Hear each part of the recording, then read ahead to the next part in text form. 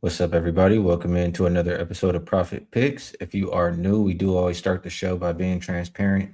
Yesterday, um, 1-0 day. I had the Valkyries. That was my 5% best bet.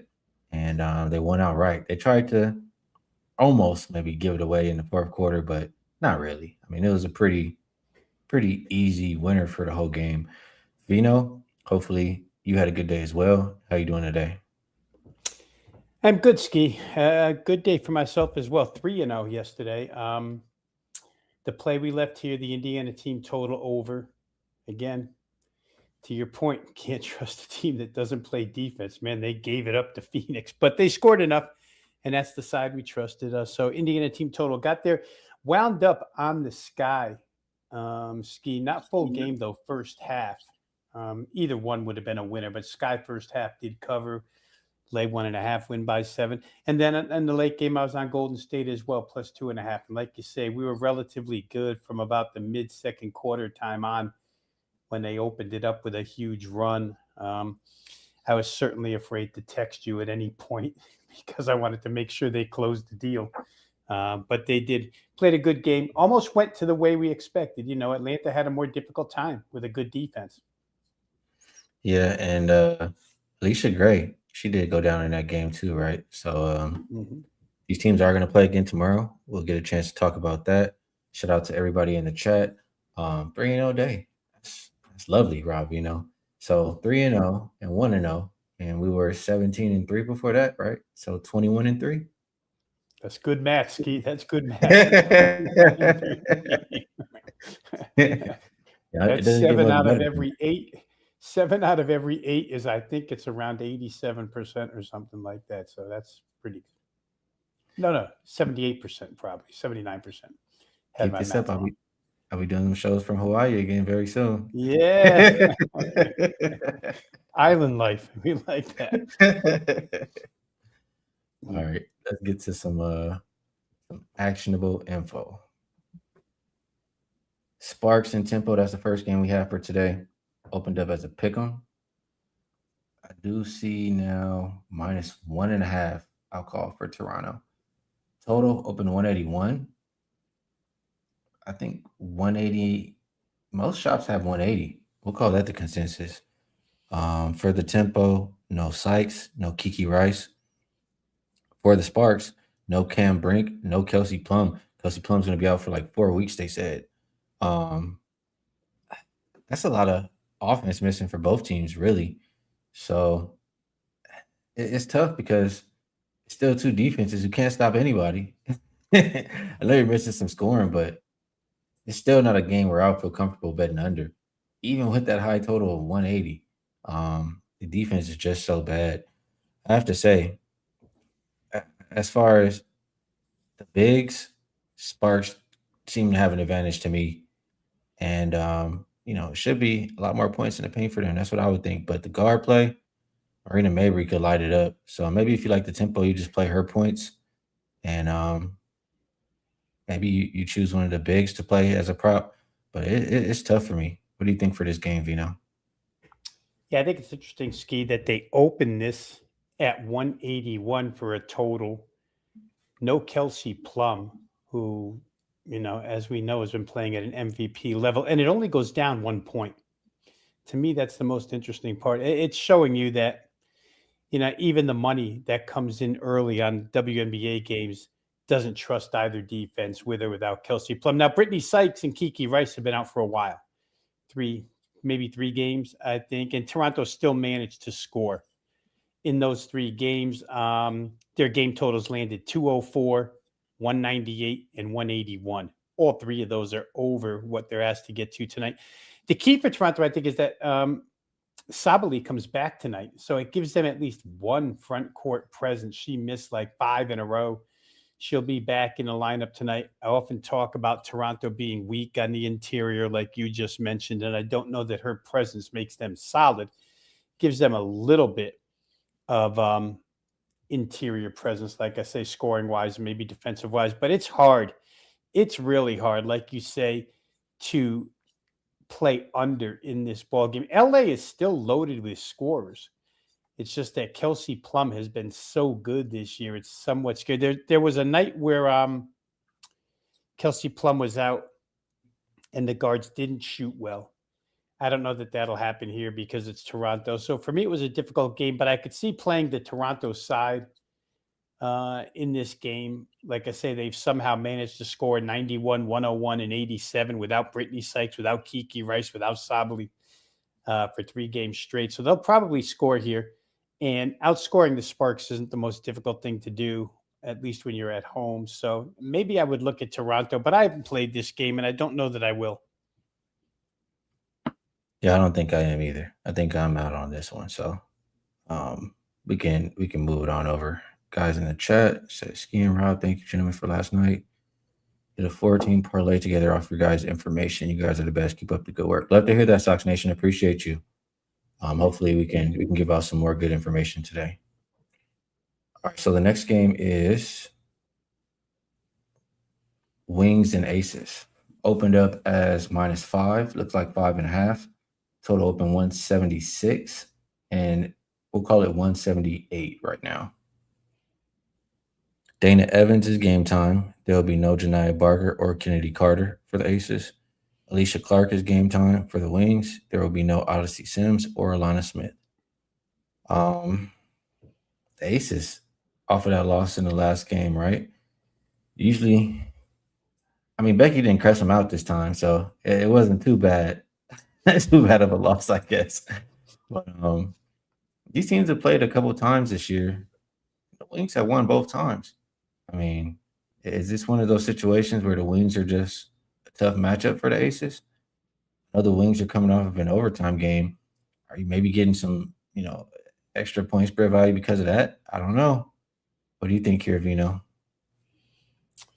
Yeah, the first thing I'll say about this is this illness that Kennedy Carter has must be some illness because that can't be the reason why she's missing 6 games Right. in a row. It's got to be we just don't want you around, and we'll just call it illness. I mean, it's we're sick of you. yeah, we're sick of you because, like I say, that's 6 games in a row, and they could always use the score. Any team could use her scoring. The last time they played was the 96-66. It was the only game that Las Vegas lost up until, what's going to be a championship game in the cup inside the conference. They won every other cup game. And that was the famous Becky slamming the clipboard game.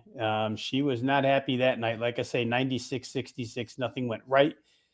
Played a couple of good defensive games after that, but then I looked at the opposition and said to myself, well, it is Phoenix, it is Golden State who can have bad shooting nights. Came back against New York and gave up 87. To your point about it being possibly a bad matchup, Dallas has scored with relative ease against this team twice, 95 and 96.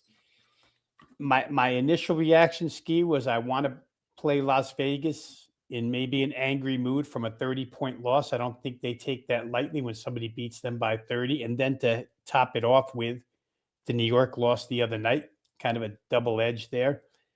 But then I almost am talking myself into over in this one because if Dallas can score the way they've scored against them twice in a row, then this game's going to go over because I do believe Las Vegas is going to have a far better effort offensively than what they had against the Liberty the other night. And they'll certainly score more than the 66 that they scored against Dallas prior. That game lands 162. We're asking for 16 more to get there tonight because you can get 177.5 out there.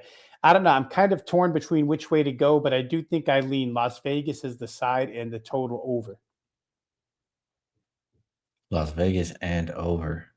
They have been preaching defense for the Aces, but they haven't been able to play defense for a full game. And the Wings offense seems to be pretty good. Market moving it up. I can understand why Vino agrees with it. Dang, we're head to head as far as what we like on the side. Don't like that. But we shall see. We shall see. I haven't got to the window yet. We shall see. Liberty and Storm. This one opened up -12.5. Looks like 11.5. Total has gone up from 167.5 to 171. And you have Satu game time decision for New York.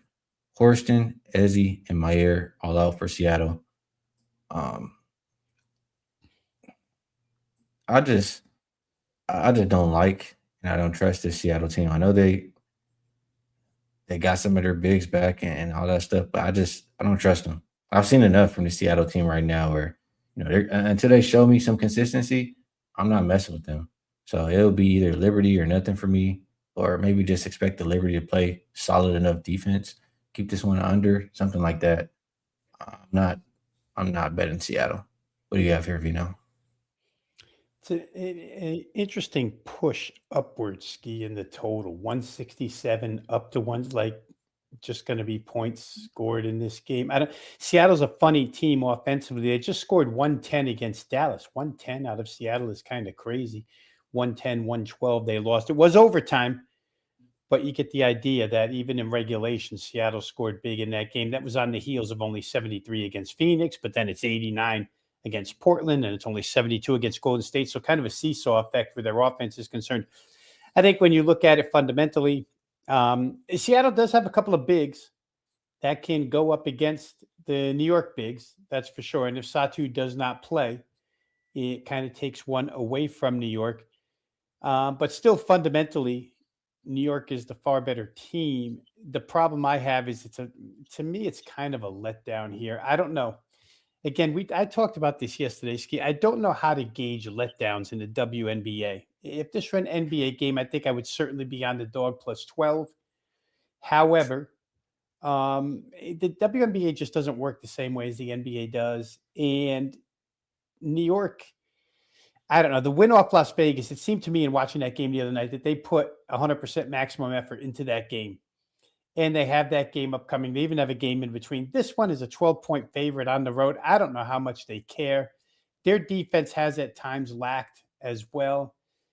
Certainly going to walk in with a bullseye on their chest. Seattle's going to play hard, even though they're not the better team. It reminds me of sometimes when we do NBA and you're just like Wizards plus 15.5, hold your nose and just bet Wizards. And I almost feel like the Storm is in that category tonight. Just hold your nose and pray to lose by 9 or less. Again, I don't want to mislead anybody because I didn't bet it myself, but it's just my feeling towards this game that New York might, you know, have somewhat of less focus. Let's put it that way. Let's focus on this game than what they had the other night in a big win against Las Vegas. I could absolutely understand that. But I just man, it's tough. It's tough today. All right, that's the three games that we have for today. We will put up the usual couple promos we've been doing. The buy three get three free comes out to 6 days for just $69. Like I said last time, if you're like, I want Rob. He went 3-0. Skee only went 1-0. Why would I want Skee? I'm gonna stick with Rob. You can get his 6 days for just $69. But if you say, hey, maybe 4-0 is better than 3-0, you want both of us. You can get 2-for-1, 3-day all access for just $69. So a few different ways to get involved with everything Rob Veno and myself do. Vino, I'll give it back to you and ask, if there's anything else you'd like to promote, feel free. And if you have a best bet, we'd love to hear it. If you don't, it's okay. It's all good. Well, I just had to go to this old school Texas Instruments calculator, Ski, to make sure. I was right the first time and wrong when I corrected myself. 21-3 is 87.5% winning the last 11 days combined. So the latter offer that Ski just showed you guys, the combination of the two of us, that's where we're at. 87.5% winners, 21-3. That's, it's not a monster sample size, but it's a pretty good sample size. 24 plays, 21 winners. So you can take advantage of that. I'm not going to get bullied today, Ski. I haven't played. Yesterday we came on here and we said we liked the card and it proved to be good for us. Today we come on here and I'm just kind of, half and half on this card. I don't know. I may get there with something, but right now I don't have it. So I won't recommend any best bet today. Sorry, guys. You could chew me out in the comments section for, not getting bullied here, but I just don't have it for you right now. Yeah, and I echo that same thing. I mean, that's why I'm doing well right now because I'm not I'm not just picking these games that I just maybe kind of like a little bit. No, I'm picking the ones that I love. So I'll keep looking. Maybe I'll start to love something later. But as of right now, I just can't recommend. So That will be the show. But we told you you can get involved and you'll get an alert as soon as we do have something that we love. But yeah, that's it for today. We'll be back again tomorrow. We have 3 more games to talk about. Best of luck, everybody, on all your action, and we'll catch you then.